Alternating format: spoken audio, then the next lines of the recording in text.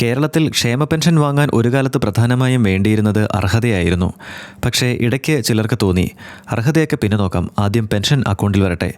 അങ്ങനെ സാമൂഹ്യ സുരക്ഷാ പെൻഷൻ്റെ ഗുണഭോക്തൃ പട്ടികയിൽ അർഹരല്ലാത്തവർ കടന്നുകൂടുന്ന പ്രശ്നം വീണ്ടും ചർച്ചയാവുകയാണ്. ഇപ്പോൾ കേരള സർക്കാർ പറയുന്നത് ക്ഷേമ പെൻഷൻ ഗുണഭോക്താക്കളുടെ പട്ടിക സമഗ്രമായി പരിശോധിക്കുമെന്നാണ്. അർഹതയില്ലാത്തവരെ ഒഴിവാക്കണം, അർഹരായ ഒരാൾ പോലും പുറത്താകരുത്. മുഖ്യമന്ത്രി വി.ഡി. സതീശൻ ജൂൺ 22 ഇക്കാര്യം വ്യക്തമാക്കിയിട്ടുണ്ട്. സാമൂഹ്യ സുരക്ഷാ പെൻഷൻ 3000 രൂപയാക്കുമെന്ന സർക്കാരിൻ്റെ വാഗ്ദാനവും അദ്ദേഹം ആവർത്തിച്ചു. ഇവിടെയാണ് ഒരു ചെറിയ സംശയം. ഇത്രയും കാലം പട്ടികയിൽ ഉള്ളവർ അർഹരാണോ എന്ന് ആരാണ് നോക്കിയിരുന്നത്? കാരണം ക്ഷേമ പെൻഷൻ എന്നത് സർക്കാർ നൽകുന്ന ഒരു സമ്മാനമല്ല, അത് സമൂഹത്തിലെ സാമ്പത്തികമായി ബുദ്ധിമുട്ടുന്നവർക്ക് വേണ്ടിയുള്ള ഒരു സുരക്ഷയാണ്. വയോധികർ, വിധവകൾ, ഭിന്നശേഷിക്കാർ, സ്വന്തമായി സ്ഥിരവരുമാനമില്ലാത്തവർ, അങ്ങനെയുള്ള മനുഷ്യർക്ക് മാസം കിട്ടുന്ന ചെറിയൊരു തുക പോലും വലിയ കാര്യമാണ്. മരുന്ന് വാങ്ങണം, ഭക്ഷണം വാങ്ങണം, കറണ്ട് ബില്ല് അടയ്ക്കണം, ചിലപ്പോൾ ആശുപത്രിയിൽ പോകണം. നമുക്ക് 2000 രൂപ ചെറിയ തുകയായിരിക്കാം, പക്ഷേ മറ്റൊരാളുടെ ഒരു മാസത്തെ ജീവിതത്തിൽ അത് വലിയൊരു ഭാഗമായിരിക്കാം.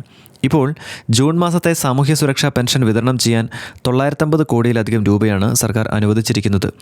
51 ലക്ഷത്തിലധികം ഗുണഭോക്താക്കളാണ് ഇതിൻ്റെ പരിധിയിൽ വരുന്നത്. 51 ലക്ഷം, അതായത് ഇത് ചെറിയൊരു ലിസ്റ്റല്ല. കൃത്യമായ പരിശോധന വേണം. വരുമാനം പരിശോധിക്കണം, മറ്റ് പെൻഷൻ ലഭിക്കുന്നുണ്ടോ എന്ന് പരിശോധിക്കണം, ഉപഭോക്താവ് ജീവിച്ചിരിക്കുന്നുണ്ടോ എന്നതുപോലും കൃത്യമായി ഉറപ്പാക്കുന്ന സംവിധാനങ്ങൾ വേണം. കാരണം ക്ഷേമ പദ്ധതികളുടെ കാര്യത്തിൽ ഡ്യൂപ്ലിക്കേറ്റ് ക്ലെയിംസ്, ഇറഗുലാരിറ്റീസ് തുടങ്ങിയ പരാതികൾ ഉണ്ടാകാറുണ്ടെന്ന് സർക്കാർ സംവിധാനമായ ഇൻഫർമേഷൻ കേരള മിഷൻ തന്നെ 7 പെൻഷൻ സംവിധാനത്തെക്കുറിച്ചുള്ള വിശദീകരണത്തിൽ പറയുന്നുണ്ട്. ഇവിടെയാണ് നമ്മളൊരു കാര്യം മനസ്സിലാക്കേണ്ടത്.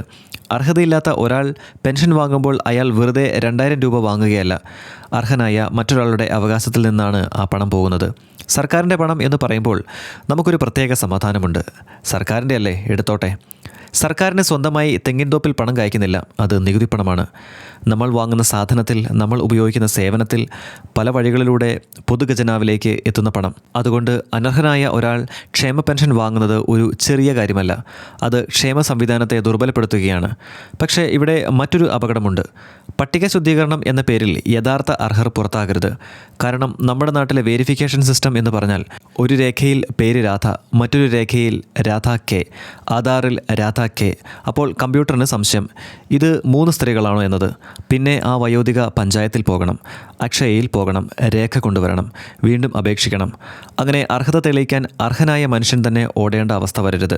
കേരളത്തിൻ്റെ ഔദ്യോഗിക സേവന പെൻഷൻ പോർട്ടലിൽ pension search, government orders, criteria, social audit തുടങ്ങിയ സംവിധാനങ്ങൾ നിലവിലുണ്ട്. അതുകൊണ്ട് ടെക്നോളജി ഇല്ല എന്നതല്ല പ്രശ്നം. ടെക്നോളജി ഉപയോഗിച്ച് പരിശോധന എത്ര കൃത്യമായി നടത്തുന്നു എന്നതാണ് ചോദ്യം. പെൻഷൻ 3000 രൂപയാക്കുന്നത് നല്ല കാര്യം, പക്ഷേ 3000 രൂപ ശരിയായ മനുഷ്യൻ്റെ അക്കൗണ്ടിലെത്തണം, അല്ലെങ്കിൽ തുക കൂട്ടിയിട്ട് കാര്യമില്ല. ചോർന്ന ബക്കറ്റിൽ അത് കൂടുതൽ വെള്ളമൊഴിക്കുന്നത് പോലെയാണ്. അതുകൊണ്ട് സർക്കാർ ഗുണഭോക്തൃ പട്ടിക പരിശോധിക്കട്ടെ, അനർഹരെ ഒഴിവാക്കട്ടെ. പക്ഷേ അതിനൊപ്പം അർഹരായവരെ കണ്ടെത്തി പട്ടികയിൽ ഉൾപ്പെടുത്തുകയും വേണം. കാരണം ക്ഷേമ പെൻഷൻ്റെ ലക്ഷ്യം ലിസ്റ്റ് ചെറുതാക്കുക എന്നതല്ല, അർഹനായ മനുഷ്യന് സഹായം എത്തിക്കുക എന്നതാണ്. ഇനി ഒരു കൂട്ടരുണ്ട്, സ്വയം അർഹതയില്ല എന്നറിഞ്ഞിട്ടും വീണ്ടും അപേക്ഷിക്കാൻ പോകുന്ന ഒരു തരം ആളുകൾ. അവരെപ്പറ്റി കൂടുതലൊന്നും പറയാനില്ല. ഇതിൽ നിങ്ങളെന്താണ് ചിന്തിക്കുന്നത്? നിങ്ങളുടെ വിലയേറിയ അഭിപ്രായങ്ങൾ കമൻറ്റ് ബോക്സിൽ രേഖപ്പെടുത്തുക. സമാന ചിന്താഗതിക്കാരിലേക്ക് ഈ വീഡിയോ ഷെയർ ചെയ്ത് എത്തിക്കുക. നമുക്കപ്പോൾ മറ്റൊരു വാർത്താ അപ്ഡേറ്റിൽ കണ്ടുമുട്ടാം. നന്ദി.